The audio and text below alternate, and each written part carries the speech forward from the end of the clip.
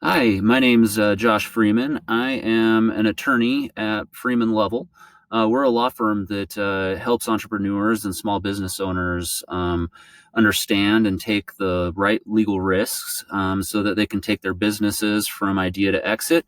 And that's also the name of this program. So, what we're doing here is trying to help teach the legal principles to help entrepreneurs and small business owners know how to structure, scale, and sell their businesses and how those different phases and processes work together.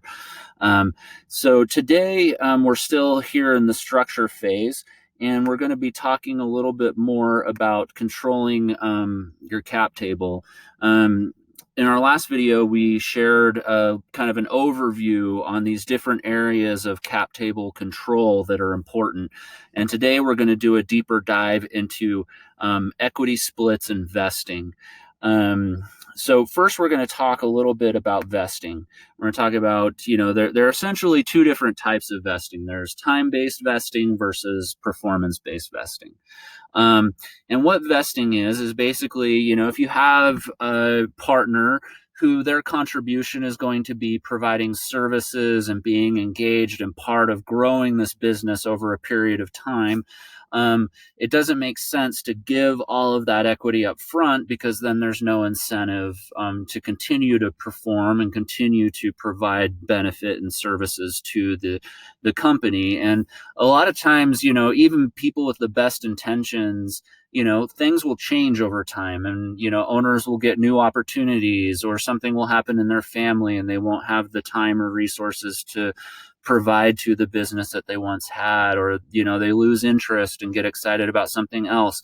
And so having vesting with pretty much all of the owners to one extent or another that are supposed to be providing guidance and engagement and involvement should have some form of vesting. So time-based vesting, the most common way that this is done is through a 4-year vesting with a 1-year cliff. Basically, what this means is that when you start, you don't have any of your equity vested, and you essentially need to perform for 1 full year before any of that kicks in. And so at year one, a quarter of all of your equity granted kicks in. So if you got 10% of the business, 2.5% comes at year one. And then every month or every quarter, you have the rest of your interest vest over those remaining 3 years of the 4-year vesting period. Now, with founders of a business, sometimes they'll remove this cliff so that little bits start vesting immediately, or sometimes they'll have a small portion of it vest immediately up front and then have some vesting after that. So that those are common things that come in.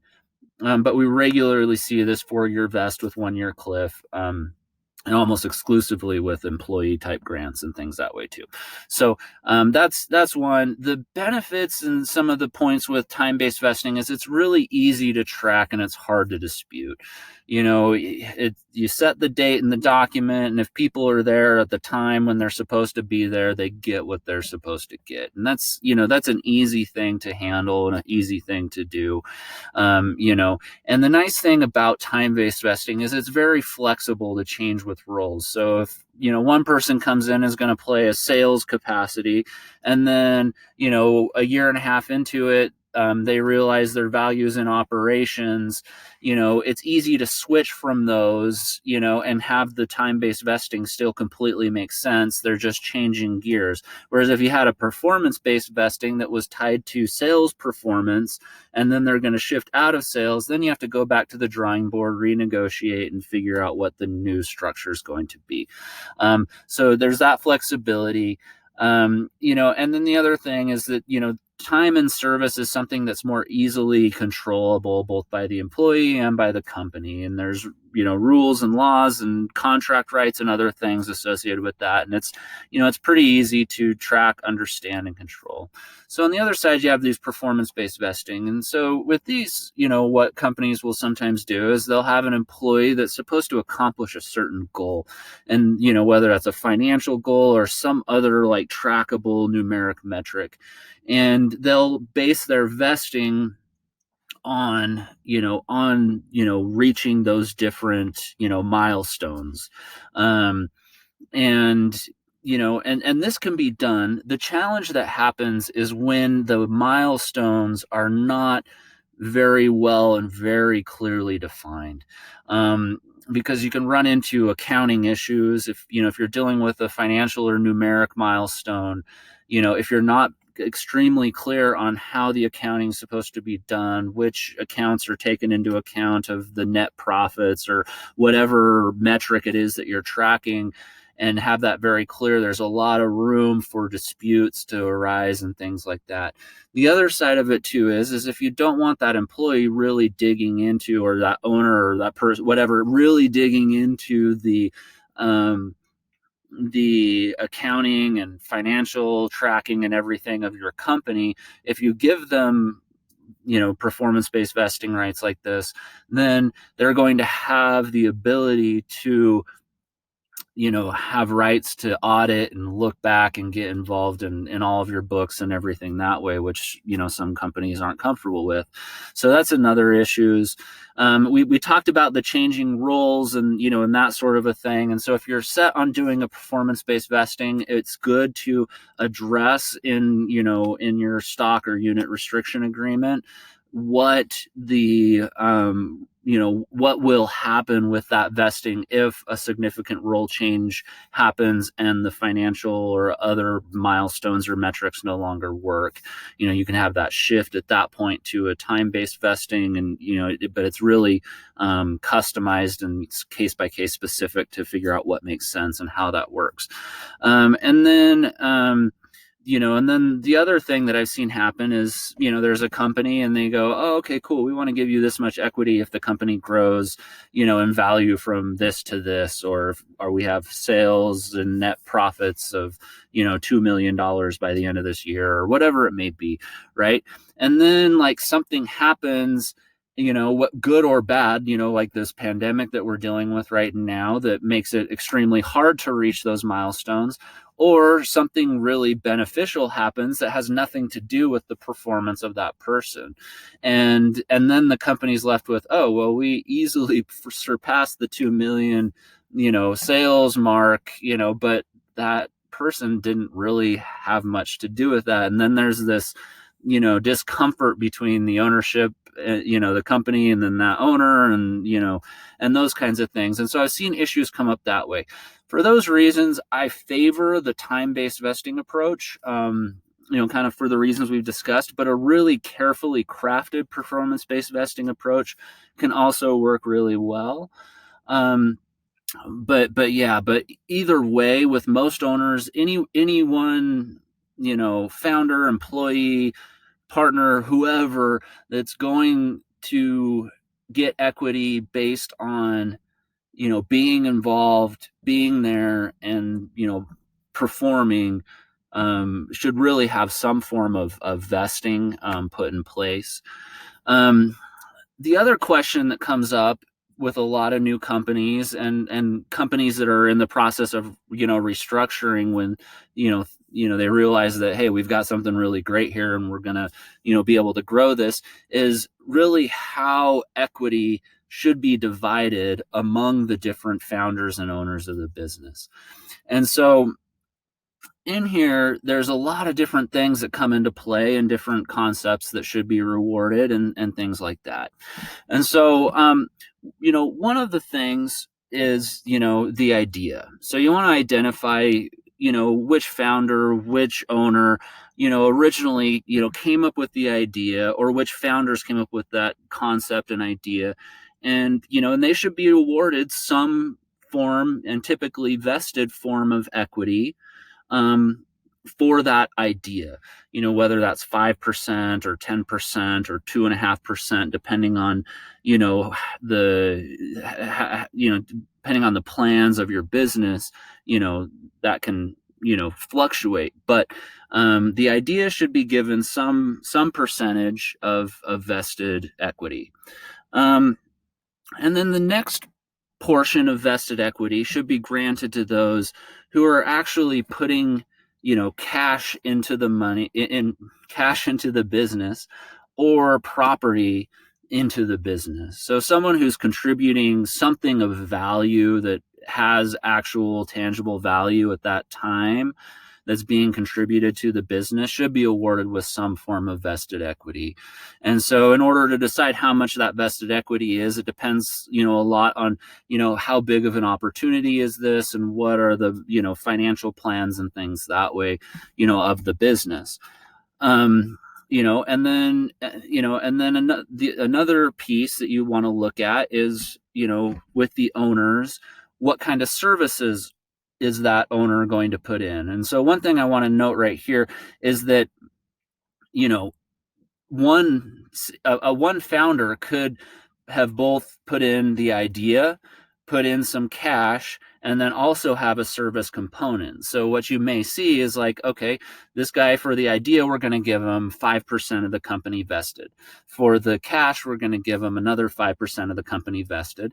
And then we're going to also, have them earn up to 40% or 60% or 30%, whatever the percentage is, for their services, or one of these others for their connections that they're going to utilize, or the marketing that they're going to provide through their persona, or the expertise that they're contributing and going to do. So, then you have that chunk that adds on top of it, but that chunk would usually be an unvested chunk that's going to vest over time, like we just talked about, or based on performance metrics. So, so that's kind of, the other pieces. You want to look at, the services they're going to perform, and you also want to take into account how long do you need them to perform those services in order to earn the amount of equity that's going to be granted for that. So like I said, 4 years is a pretty common one where people say, hey, yeah, if this person stays in for those full 4 years and puts, all they have at it, or however much we want to for the equity we're giving, then they're going to earn that full amount. And then, another area are some people come in and they're awarded equity because of the connections they have in a certain industry or other thing like that. This is another area where having some form of vesting is really important, because those relationships and those introductions and those kinds of things are things that are going to grow and develop over time. And so just because someone is very well connected in industry doesn't mean they should be given a bunch of equity up front, but they should have to be engaged with you and provide, those introductions and provide the nurturing, relationship pieces to facilitate you to become part of those connections that you need for your business over time. So you want to think about how much time does that need to take, and what that looks like. So that's another area. Another area where people are granted equity is based on marketing and other things like that. So sometimes you'll have an influencer involved in your business, and they'll have a responsibility to do so many social media posts or other television or other media appearances or things that way, and that's how they earn their equity over time. Is you have kind of a requirement of doing a certain number of things that are verifiable and easily trackable over periods of time, to grant that, and then expertise is another thing that comes into play here. And so, sometimes you're in a highly technical field and you need an expert that, isn't going to be involved maybe full time, but will be involved on, a part-time consulting basis to help with some of those highly complicated areas of compliance or technology or other things like that. And, the ability to have their expertise and use them is an important thing. And, and you can award that with equity, but it should also be, unvested. And so, I mean, these are different things that you should kind of take into account when you're dividing up that pie and deciding who should have 40%, who should have 20%, who should have 10%, who should have 5%, and, so on. But the big picture on this is you just got to keep in mind that you got to think long term, and you got to think and envision the company in, 4 years or 5 years and go, if we're able to do what we hope we can do, what does this company look like? How much is it worth? what's the potential growth? What's the potential market we can have? What, how much, what kind of opportunity is this? And then think of the different roles that people need to play from day one through, end of year 4 or year 5 or year 6 or whatever it is that you decide is the right period of time. And and focus on that big picture and have the equity vest out over that period of time, so that if someone doesn't perform in a way the company hopes they perform, or doesn't provide the connections, or doesn't do the marketing that they wanted to do, or whatever it may be, that equity that you had committed to them can be freed up so that you can bring in another person to take over that spot, to fill in that role, and so that your business plan can move forward and, not run into trouble. So that's kind of the things to think about, with how to divide up equity and split it up between owners, and how vested and unvested shares can be thought about. Um, but thank you for taking the time and listening to this. I hope it's been helpful for your business and helping to understand how to structure and grant equity, and how to use vesting and other things that way to help control your cap table and ensure that your business has the right equity resources to continue to grow and develop and bring in the right partners and the right employees and people as you grow. Again, my name is Josh Freeman. I'm with Freeman Lovell. Thank you for taking the time. If you have any questions for us or want to discuss this further, you can reach me at my email address on here, or you can also track us down on our website. But yes, thank you again, and good luck.